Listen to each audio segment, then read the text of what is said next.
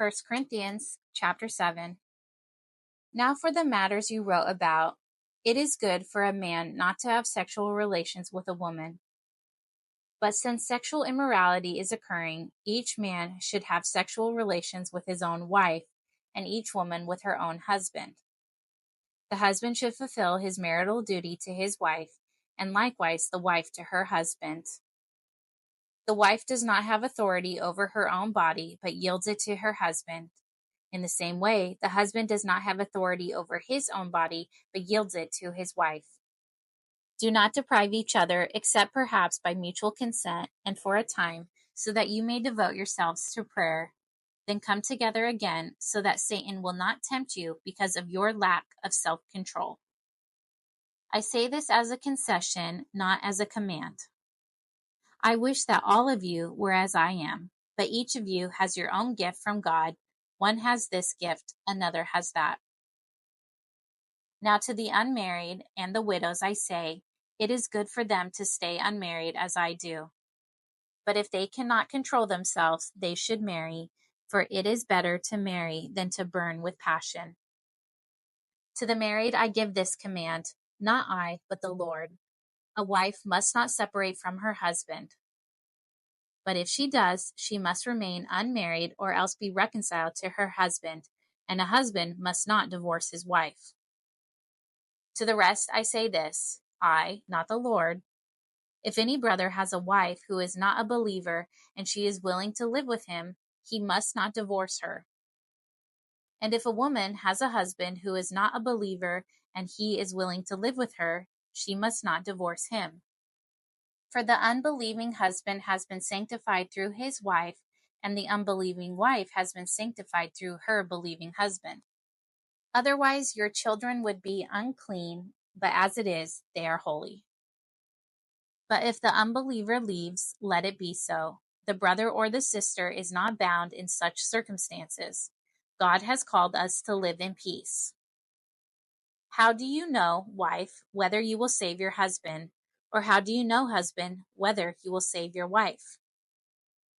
Nevertheless, each person should live as a believer in whatever situation the Lord has assigned to them, just as God has called them. This is the rule I lay down in all the churches. Was a man already circumcised when he was called? He should not become uncircumcised. Was a man uncircumcised when he was called? He should not be circumcised. Circumcision is nothing, and uncircumcision is nothing. Keeping God's commands is what counts. Each person should remain in the situation they were in when God called them. Were you a slave when you were called? Don't let it trouble you, although if you can gain your freedom, do so. For the one who was a slave when called to faith in the Lord is the Lord's freed person. Similarly, the one who was free when called is Christ's slave. You were bought at a price. Do not become slaves of human beings. Brothers and sisters, each person, as responsible to God, should remain in the situation they were in when God called them. Now about virgins. I have no command from the Lord, but I give a judgment as one who by the Lord's mercy is trustworthy. Because of the present crisis, I think that it is good for a man to remain as he is. Are you pledged to a woman? Do not seek to be released. Are you free from such a commitment? Do not look for a wife. But if you do marry, you have not sinned, and if a virgin marries, she has not sinned. But those who marry will face many troubles in this life, and I want to spare you this. What I mean, brothers and sisters, is that the time is short. From now on, those who have wives should live as if they do not. Those who mourn as if they did not. Those who are happy as if they were not. Those who buy something as if it were not theirs to keep. Those who use the things of the world as if not engrossed in them, for this world in its present form is passing away.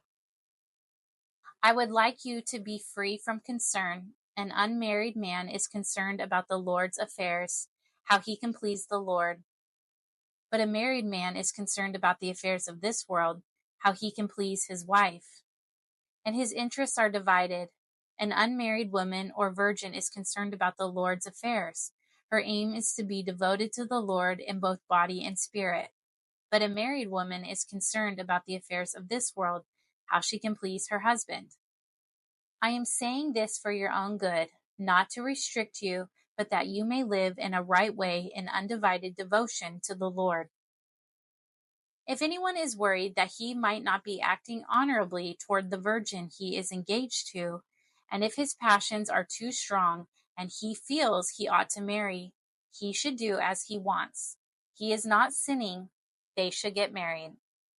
But the man who has settled the matter in his own mind, who is under no compulsion but has control over his will, and who has made up his mind not to marry the virgin, this man also does the right thing. So then, he who marries the virgin does right, but he who does not marry her does better. A woman is bound to her husband as long as he lives, but if her husband dies, she is free to marry anyone she wishes, but he must belong to the Lord. In my judgment, she is happier if she stays as she is, and I think that I too have the Spirit of God.